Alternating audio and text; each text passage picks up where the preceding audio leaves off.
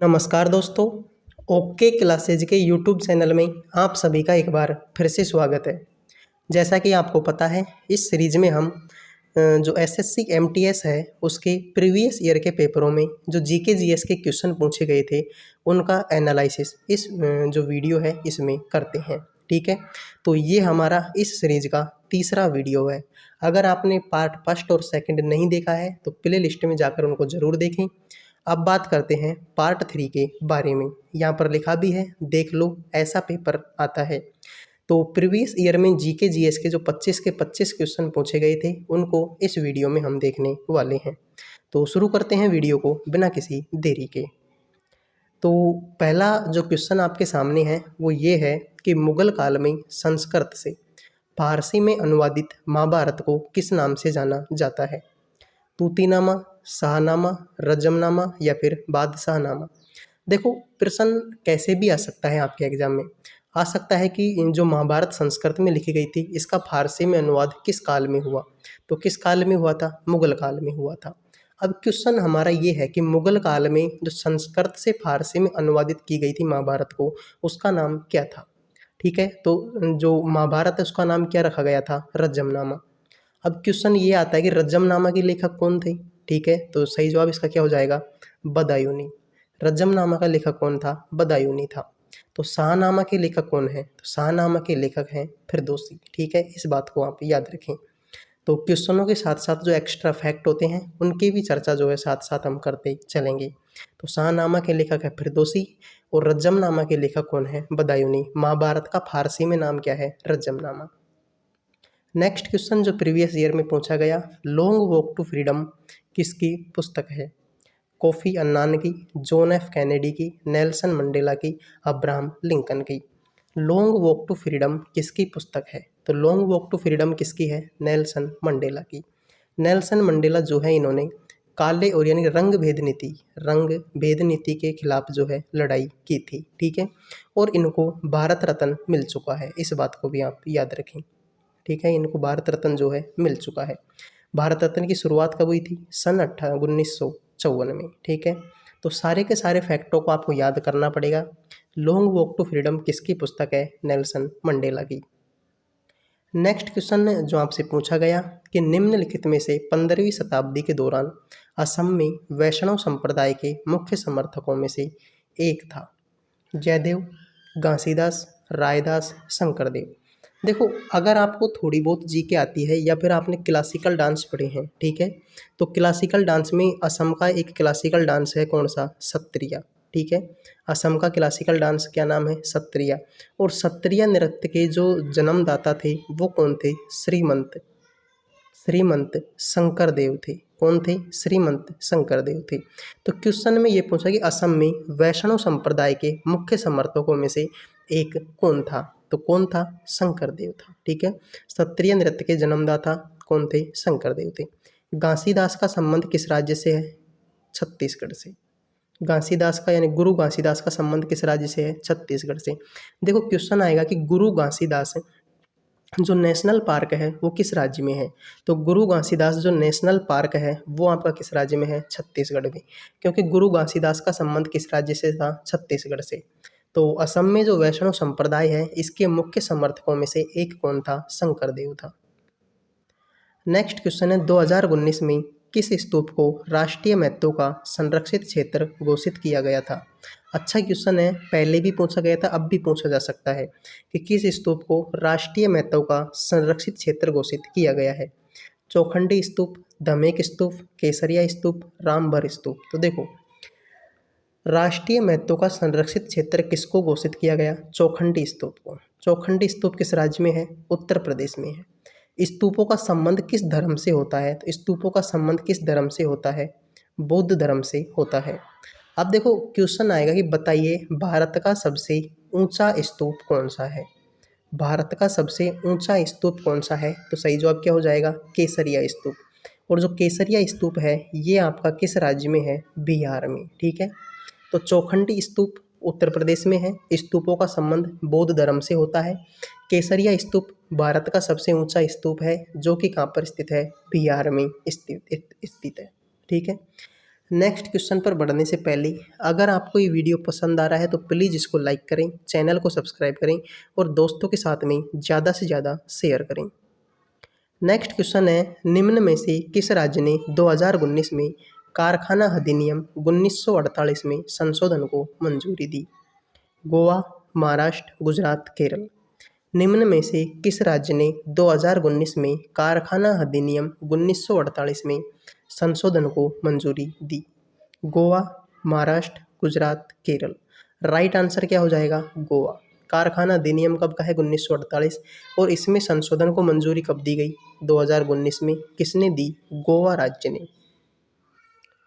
Next question है, भारतीय संविधान के किस आर्टिकल में अस्पृश्यता उन्मूलन का प्रावधान है? अस्पृश्यता का मतलब क्या होता है? छुआछूत। तो छुआछूत का जो अंत है ये प्रावधान किस आर्टिकल में है? आर्टिकल 16, 21, 25, 17। तो देखो आर्टिकल 21 में क्या है? जीने की स्वतंत्रता यानी कि जीवन की स्वतंत्रता। आर्टिकल 25 में क्या है? धर्म की स्वतंत्रता। और आर्टिकल 17 में क्या है? छुआछूत का अंत है। ठीक है, छुआछूत का अंत किस में है? 17 में है। 18 में जो है उपाधियों का अंत है। 19 में जो है प्रेस की स्वतंत्रता है। तो इस तरीके से आप इनको याद रख सकते हैं। तो आर्टिकल 21 में जीवन की स्वतंत्रता, आर्टिकल 25 में धर्म की स्वतंत्रता, आर्टिकल 17 में अस्पृश्यता उन्मूलन या फिर छुआछूत का अंत किस में है? आर्टिकल नंबर 17 में।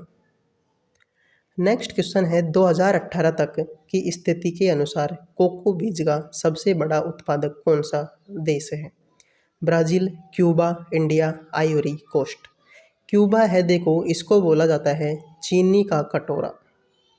चीनी का कटोरा यानी कि सबसे ज़्यादा चीनी कहाँ पर पैदा होती है? क्यूबा में। क्वेश्चन ये है कि 2018 तक की स्थिति के अनुसार कोको बीज का सबसे बड़ा उत्पादक देश कौन सा है? तो सही जवाब क्या हो जाएगा? Ivory coast.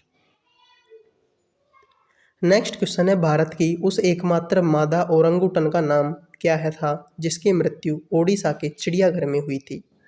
पिन्नी, टिन्नी, बिन्नी, गिन्नी। भारत की उस एकमात्र ओरंगुटन का नाम क्या था जिसकी मृत्यु ओडिशा के चिड़ियाघर में हुई थी? तो राइट आंसर क्या हो जाएगा? बिन्नी। राइट आंसर क्या हो जाएगा? बिन्नी। नेक्स्ट क्वेश्चन है, 2018 में निम्नलिखित में से आँख के किस भाग को वैज्ञानिकों द्वारा 3D घोषित किया गया था? Iris, lens, retina, cornea. 2018 में निम्नलिखित में से आँख के किस भाग को वैज्ञानिकों द्वारा 3D घोषित किया गया था? किसको किया गया था? कॉर्निया। आँख का कौन सा भाग है जिसको 3D घोषित किया गया? कॉर्निया। नेक्स्ट क्वेश्चन है, निम्न में से कौन सा बल्लेबाज 20,000 अंतर्राष्ट्रीय रन बनाकर सबसे तेज गति से रन बनाने वाला बल्लेबाज बन गया? विराट कोहली, रोहित शर्मा, शिखर धवन, MS धोनी। तो 20,000 इंटरनेशनल रन बनाकर सबसे तेज गति से रन बनाने वाला जो बल्लेबाज है वो कौन बना है? विराट कोहली बना है। नेक्स्ट क्वेश्चन है, मध्यकालीन भारत के संदर्भ में निम्न में से कौन सा कथन सही है? Marco Polo, Morocco, Al Biruni, तुर्की, Francois Bernier, Spain, Duarte Barbosa, पुर्तगाल। तो मध्यकालीन भारत के संदर्भ में निम्न में से कौन सा कथन सही है? तो देखो मार्को पोलो कहाँ का रहने वाला था? सही जवाब क्या हो जाएगा? इटली का। अल बरूनी कहाँ का रहने वाला था? उज्बेकिस्तान का। उज्बेकिस्तान का रहने वाला है अल बरूनी। फ्रांसवा बर्नियर किस देश का रहने वाला है? फ्रांस का रहने वाला है। तो ये तीनों को तीनों गलत हुए। ठीक है, मार्को पोलो इटली का है, अल बरूनी कहाँ का है? उज्बेकिस्तान का है, फ्रांसवा जो है फ्रांस का है। तो निम्न में से कौन सा कथन सही है? राइट आंसर क्या हो जाएगा? दुआर्ते बारबोसा, जो कि कहाँ के रहने वाला है? फ्रांस का रहने वाला है। दुआर्ते बारबोसा कहाँ के रहने वाले हैं? फ्रांस के। नेक्स्ट क्वेश्चन है, एक हॉर्स पावर में कितने वाट होते हैं? 766 वोट, 746 वोट, 756 वोट, 736 वोट। एक हॉर्स पावर में कितने वाट आते हैं? तो कितना होते हैं? 746 वाट। नेक्स्ट क्वेश्चन है, भारतीय संविधान में न्यायिक पुनरावलोकन की शक्ति और न्यायपालिका की स्वतंत्रता का प्रावधान किस देश के संविधान से लिया गया है? Australia, Germany, Japan, America. भारतीय संविधान में न्यायिक पुनरावलोकन की शक्ति और न्यायपालिका की स्वतंत्रता का प्रावधान देश के संविधान से लिया गया है। किस देश के संविधान से लिया गया? ऑप्शन नंबर डी, अमेरिका से। समवर्ती सूची कहाँ से ली गई है? ऑस्ट्रेलिया से। ठीक है, तो ये प्रीवियस ईयर के क्वेश्चन है जो आपसे प्रीवियस ईयर में पूछे गए थे। नेक्स्ट क्वेश्चन जो आपसे पूछा गया, धातुओं के साथ जल मिश्रित अम्लों की क्रिया होती है तो कौन सी गैस निकलती है? Nitrogen, hydrogen, carbon dioxide, oxygen. जल मिश्रित, ठीक है, जल मिश्रित अम्लों की क्रिया होती है तो कौन सी गैस निकलती है? तो जैसे मान लो धातु क्या है, सोडियम है, इसमें साथ में किसी क्या बिक्री कराऊंगा, HCl की, हाइड्रोक्लोरिक अम्ल, यानी कि हाइड्रो शब्द आ गया तो इसका मतलब उसमें क्या है, जल मिला हुआ है। तो HCl क्या है, एक जल मिश्रित अम्ल है। जब इसकी क्रिया मैं करवाता हूँ, धातु की क्रिया HCl से करवाता हूँ, तो मेरा क्या बनता है, NaCl प्लस में गैस कौन सी निकलती है, हाइड्रोजन। तो राइट आंसर क्या हो जाएगा, ऑप्शन नंबर बी, हाइड्रोजन। तो क्वेश्चन में हमसे ये पूछा है कि धातुओं के साथ जल मिश्रित अम्लों की क्रिया। जल मिश्रित अम्ल वो होते हैं जिसमें जल मिला हुआ, जैसे कि HCl, नाम क्या है, हाइड्रोक्लोरिक। हाइड्रो शब्द का मतलब क्या होता है, जल होता है। तो धातु की क्रिया, धातु मैंने कौन सी ले ली, Na यानी कि सोडियम ले ली, इसकी क्रिया HCl से करवाई तो NaCl बन गया और हाइड्रोजन मेरी क्या निकल गई, बाहर निकल गई। तो कौन सी गैस बाहर निकलती है, हाइड्रोजन। नेक्स्ट क्वेश्चन है, जून 2019 तक भारतीय ओलंपिक संघ के अध्यक्ष कौन थे? राजीव मेहता, नारायण रामचंद्रन, अभय सिंह चौटाला, नरेंद्र बत्रा। जून 2019 तक भारतीय ओलंपिक संघ के अध्यक्ष कौन थे? तो कौन थे, नरेंद्र बत्रा। लेकिन पेपर पहले का है इसलिए क्वेश्चन भी पहले का, आपसे अब 2019 का नहीं पूछेगा, आपसे पूछेगा 2022 या फिर 23 का। तो वर्तमान में भारतीय ओलंपिक संघ के अध्यक्ष कौन है, PT ऊषा है। ठीक है, 2019 का नाम याद रखो या मत रखो कोई दिक्कत नहीं है, लेकिन PT ऊषा का नाम याद रखना पड़ेगा। भारतीय ओलंपिक संघ के वर्तमान अध्यक्ष कौन है, PT ऊषा है। और साथ में भारतीय ओलंपिक संघ की पहली महिला अध्यक्ष भी कौन है, PT ऊषा है। नेक्स्ट क्वेश्चन है, केंद्रीय बजट 2019 के अनुसार सोना और अन्य मूल्यवान धातु पर सीमा शुल्क 10% से बढ़ाकर कितना कर दिया? 0.105%, 0.11%, 0.12%, 0.125%। तो केंद्रीय बजट 2019 के अनुसार सोना और अन्य मूल्यवान धातु पर सीमा शुल्क 10% से बढ़ाकर कितना कर दिया?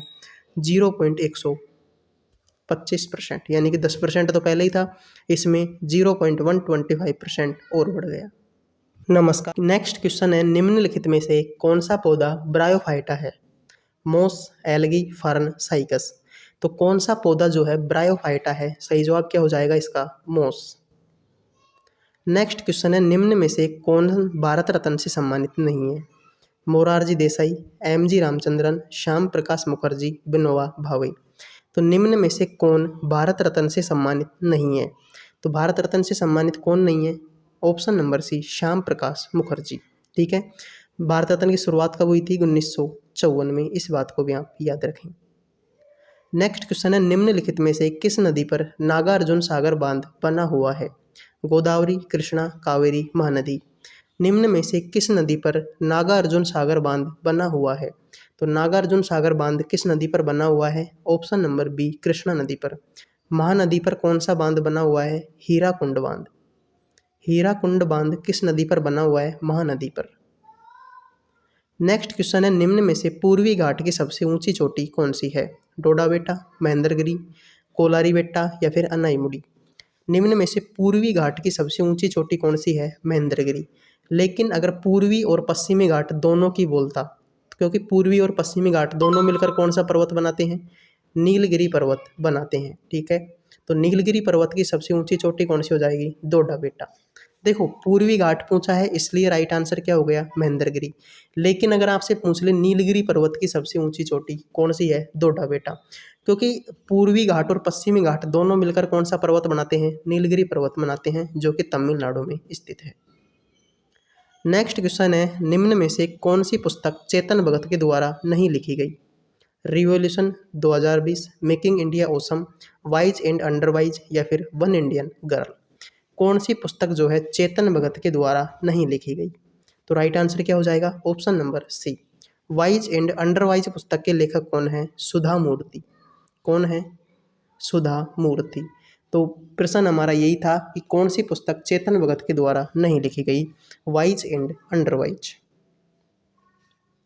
नेक्स्ट क्वेश्चन है, बैंक ऑफ बड़ौदा का हेडक्वार्टर कहाँ पर स्थित है? पुणे, कोलकाता, वडोदरा, मुंबई। बैंक ऑफ बड़ौदा का हेडक्वार्टर कहाँ पर स्थित है? ऑप्शन नंबर सी, वडोदरा में। नेक्स्ट क्वेश्चन है यूको बैंक की टैगलाइन क्या है?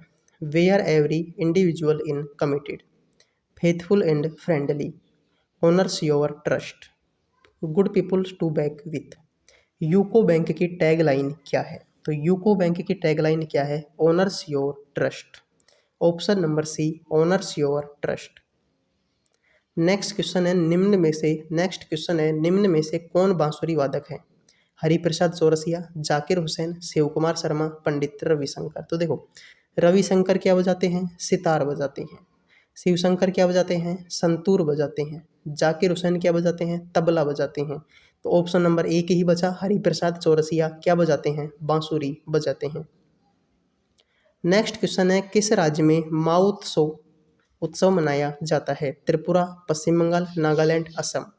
भारत के किस राज्य में माउत्सु उत्सव मनाया जाता है? तो माउत्सु उत्सव किस राज्य में मनाया जाता है? नागालैंड में। एक हॉर्नबिल फेस्टिवल और है, वो भी कहाँ पर मनाया जाता है? नागालैंड में मनाया जाता है। असम में कौन सा मनाया जाता है? बिहू।